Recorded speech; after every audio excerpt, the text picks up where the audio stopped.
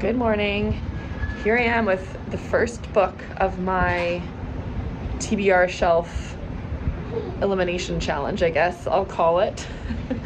So this is Mrs. Everything by Jennifer Weiner. I'm in the mood for like fiction, women's fiction, something kind of easy and light. I don't know if this fits the bill. It looks like it does, right? Like some women's fiction, modern. Okay, so let's see.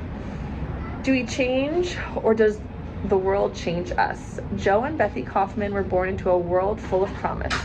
Growing up in 1950s Detroit, they live in a perfect Dick and Jane house where their roles in the family are clearly defined. Joe is the tomboy, the bookish rebel with a passion to make the world more fair. Bethy is the pretty, feminine good girl, a would-be star who enjoys the power her beauty confers and dreams of a traditional life. But the truth ends up looking different from what the girls imagined. Joe and Bethy survive traumas and tragedies. As their lives unfold against the background of free love and Vietnam, Woodstock, and women's lib, Bethy becomes an adventure-loving wild child who dives headlong into the counterculture and is up for anything.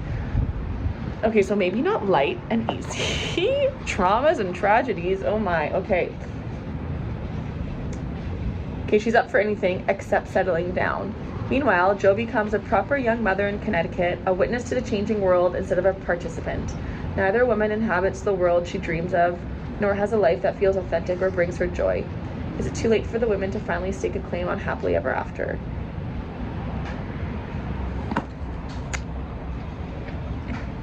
If you were one of the, 5 people who watched my vlog, my September wrap-up, I read North of Normal, which is about an unconventional childhood in the wilderness, and that author grew up, her mother and her mother's siblings were raised in like 60s, 70s, and like full on embraced the hippie lifestyle. And for me, the way that family grew up in that era was just not ideal for children, not ideal for teenagers. And I hear stories about the hippie era in the 70s, and I'm just like, what was going on? I really truly think like the devil had like a grip on American society, North American society and culture at that time. It just seems like that's where it all went wrong. I think that's where it all went wrong. We want to know where it went wrong? It was then. It was the late 60s and 70s. So this book is probably just going to fuel that. It's just going to like prove that even more to me, that it was not a good time. So let's dive in and see. Okay, I'm surprised. The prologue was 3 pages, and based off of that, I think I am gonna finish the book, and I think this book is gonna get a 4 to 5. I really like the prose, and she just hooked me. Like, how does this not hook you? So I don't want to spoil anything, but I'm gonna read one line, and she says she needs time. She needs time to make things right with her sister, to make Kim, her daughter, believe that she was a good mother. Time to convince Melissa, her other daughter, that doing the right thing belatedly was better than never having done it at all. And Lila, ... Well, eternity might not be long enough to solve Lila's problems. Like, there's gonna be so much in this book. So many themes. We're gonna go deep with issues, I can tell already. Yeah, I don't know. I have high hopes for this book now. That's a big 180 from me saying this is set during the Devil's era to, oh, I think I'm going to give this a 4-star. All right, well, I'm going to read and I'll keep you updated as I go. Okay, I am 68 pages into Mrs. Everything. It's, I don't even know what time it is. I think it's close to 5. I've had the last like little bit of the afternoon to read this. And if you've read this book, I'm at the part where I think like these vlogs will contain spoilers. Like I'm just going to talk freely about these books. I'm at the part where the uncle has her in the car and he's like hugging her, trying to console her, but he's really like feeling her up, and it's just so uncomfortable. And like, as if people do that. Not only people, your family, your father's brother. It's so sick. I mean, obviously I don't love this scene, but I do like the book. I like Jennifer's writing. I like the 2 characters she's created in these sisters. I like getting to know them, and just the way she gives information about the girls. You feel like you really understand who they are. And lots has happened, and I'm only, like I said, on page 60, lots has happened. I like that we know the girls from like a young age, and we're going to keep getting to know them all the way up until they're, 2015, like 60? Yeah, 60s. So I'm going to keep reading. I'll keep you updated, but I had to take a break from this gross scene. And yeah.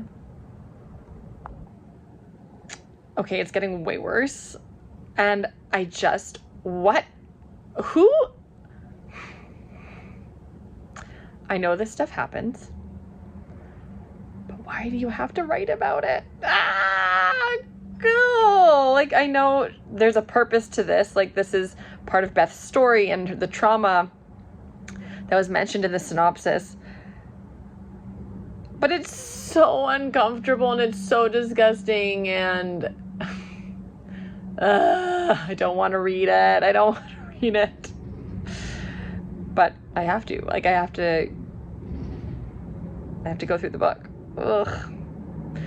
I guess I'll say that my prediction is no, I'm not going to DNF. I do think I'm going to finish this book, and maybe quicker than I thought. I don't even know how many pages it is. It is 464. 464. Ooh, that's a long one. I haven't read a book that long in a while. Okay. I'll get back into it. Okay, I don't have great lighting, and I'm done reading for the night, but I just wanted to say about the book that what I really like about it is each chapter is like a different focus and a different block of the story. So I just read one of Bethy's chapters, and it was the start of her anorexia and what I think might be a relationship with Harold. And now so that was that, and now we're going on to Jo, and I don't know what her chapter is gonna bring, but I just realized that as I was thinking about the book. It's something I haven't come across often in the books that I've read. I think there was one, what's that book called? I'll think about it and tell you tomorrow. It's nighttime. Carlos and I are gonna watch a bit of our show, and then I'm gonna go to bed. Hello, it's the next day. I'm reading the book, and I'm on page 122, and I just read the scene, like the Thanksgiving scene. 120. Yeah, 120, sorry. When like her and her mom get in the very public fight, and a lot of things are said, secrets are revealed, it's physical, like it's just bad all around. Bad. Like, there are so many scenes in this book, like they're so intense, like the molestation from the uncle, even like Jo having her relationship with Lynette, like those were very detailed and racy scenes. Like everything is so intense. This Thanksgiving fight. Like how many times have I needed to put this book down to be like, okay, gather myself, get my bearings, let's go back in. It's like so sad, and the way this author writes, you feel so much for the characters. Like I feel like maybe like almost like you feel like you are the character and that you were just hit by the mother. But yeah, so it's still going really well. Maybe this book will be a 5 out of 5. Oh my gosh. Good morning. It is Wednesday, November 5th. I read one more chapter of Mrs. Everything, and I'm just reading another snippet of the next chapter before I get ready for the day. And there are just 2 things I want to comment on. So I'm page 148. I'm in Jo's section. So Jo is the eldest of the 2 daughters. She's at university, and it seems like she's interested in this woman, like a fellow student called Shelley Finkelbein. Anyway, this is like a very small portion of the, well, this adds to the theme of equality in the book, but it's a really small snippet, and it's just talking about how Shelley lives in like an off-campus place, and the landlord wouldn't let her bring. Miss Finkelbein, a junior, lives off campus in a league house, the name for non-dorm residences where women could live. When her landlady refused to allow Miss Finkelbein's date, a Negro up to her room, Miss Finkelbein took her case to the dean. The dean told Shelley that landlords were permitted to make their own rules. Like, yeah, like this is not a good, like, this is not a good place to set up the argument for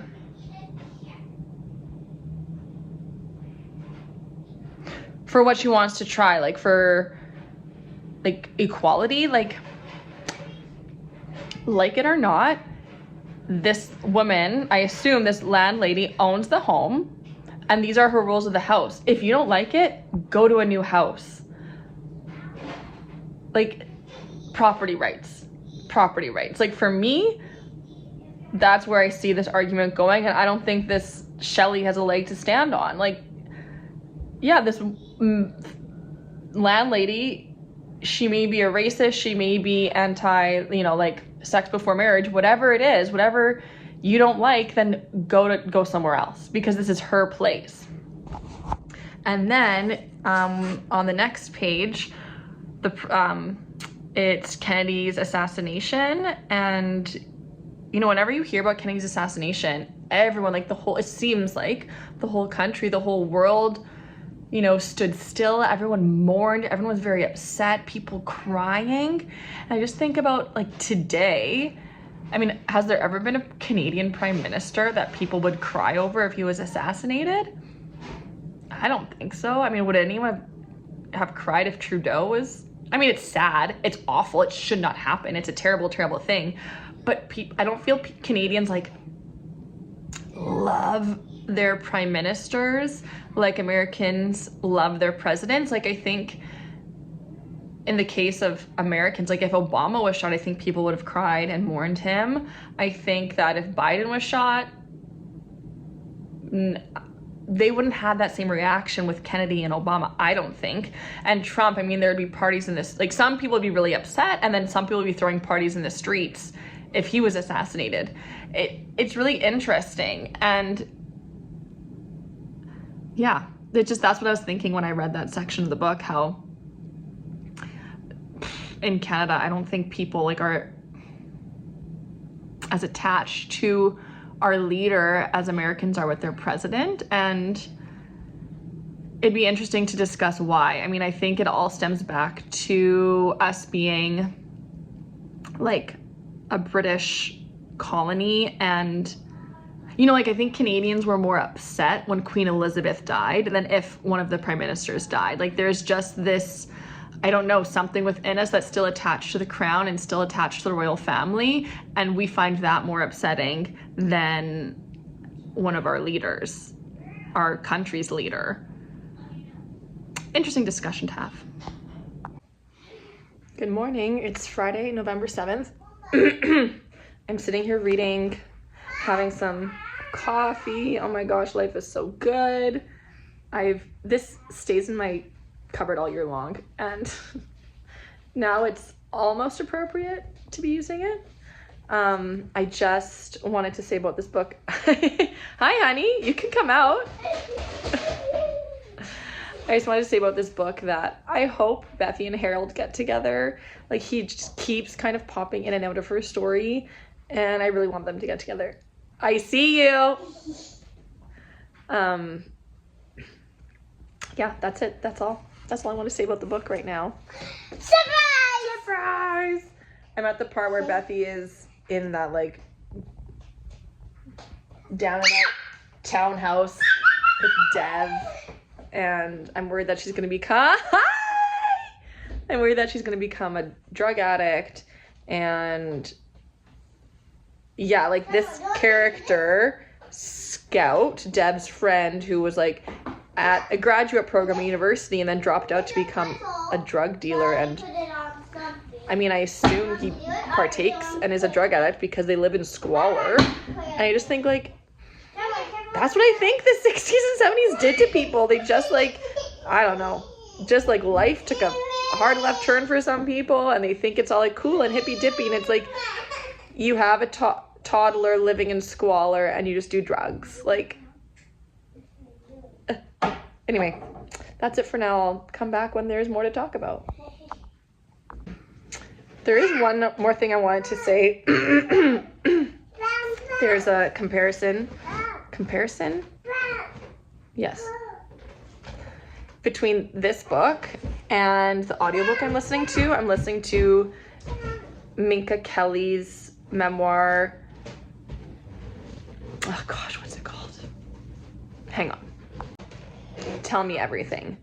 And so in this book, there are a couple different scenes with Joe and Bethy where they're put into situations where they're one of the few women in a group full of men, and the men look to the women, asking them or assuming that the women will do the cooking or the cleaning.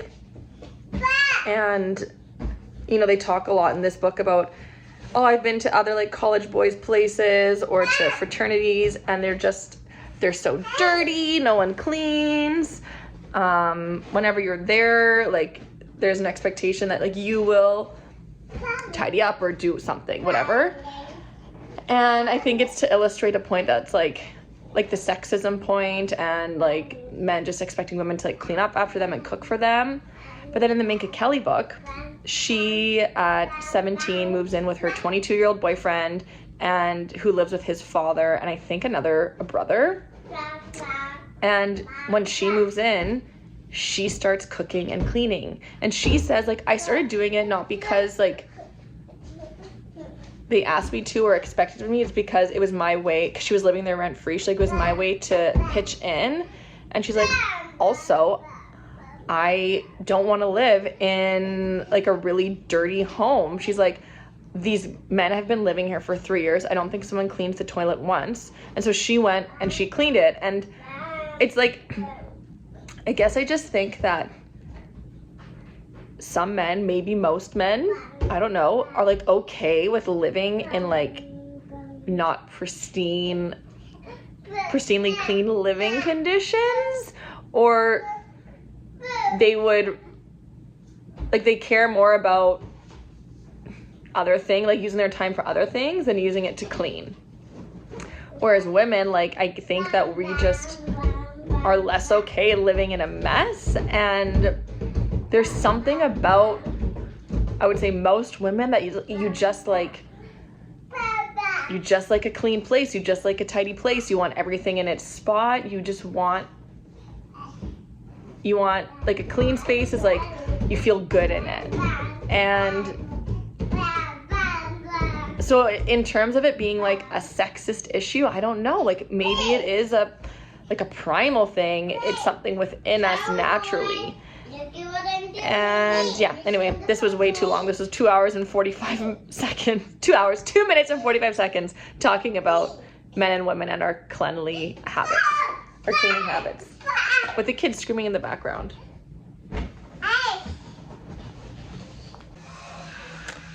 Here we are again. It is Saturday. I'm at the horrific abortion scene. And just why does everyone, not everyone, why are so many people in this story so cold and cruel? Like the mother, for example. And, you know, Devin, Bethy's boyfriend, how he reacted to what happened at the music festival. This doctor who performs, like, the whole scene is just horrific. And the doctor says to her after, next time, try keeping your legs together. It's like, is that really realistic? Like, were these doctors who were illegally performing abortions back then, were they really doing that to their patients and then condemning them and shaming them? Like, wouldn't they be doing, like, are they really just doing it for the money, for the greed? Like, wouldn't they be doing it because they think they're helping them and they have compassion for them? I don't know. But what I don't like is that, like, no one seems to talk about, like, the word baby is never used. No one talks about, like, it's just, baby does not appear. Baby does not appear. And I'm not done the scene yet, but it seems like there is no grief or mourning or sadness about the baby, and that annoys me.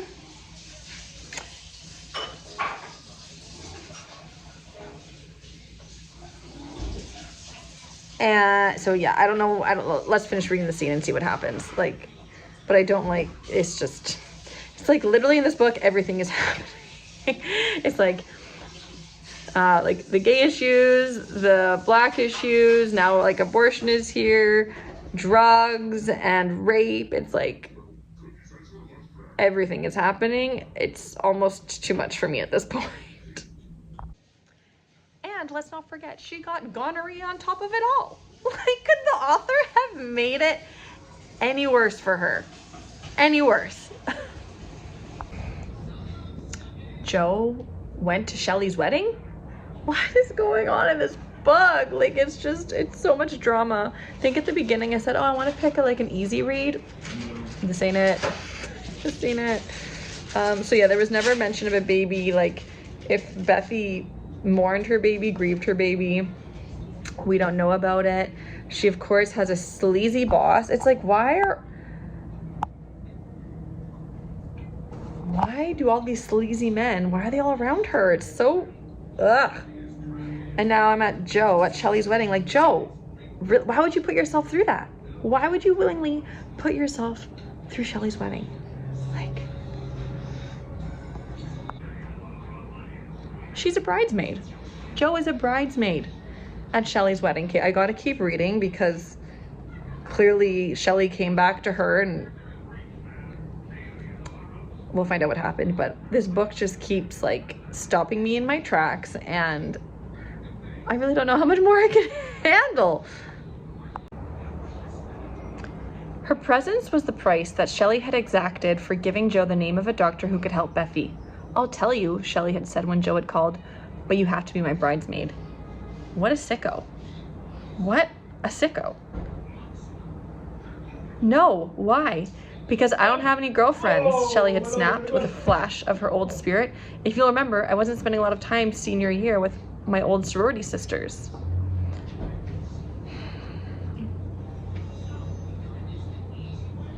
I've got to come up with some more gals, and I miss you. Gosh, were they fooling around up till the wedding? Like, Joe, you don't deserve that. You don't deserve that, girl. Like, stay away, stay away. Oh my gosh. Was Jennifer Weiner, you are, I don't know. What's the word? A sadist? What's the word?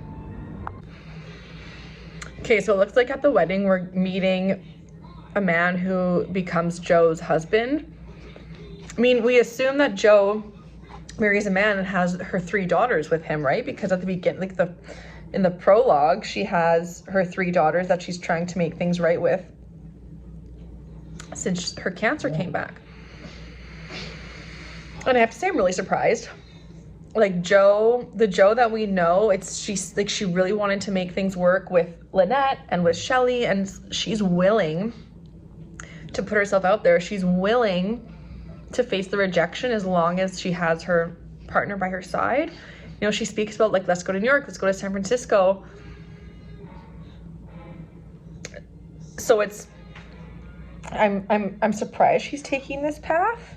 You know, this is the path that Bethy would have taken. Bethy just would have like suppressed everything from her trauma and had a husband and had kids, and it would have all exploded eventually.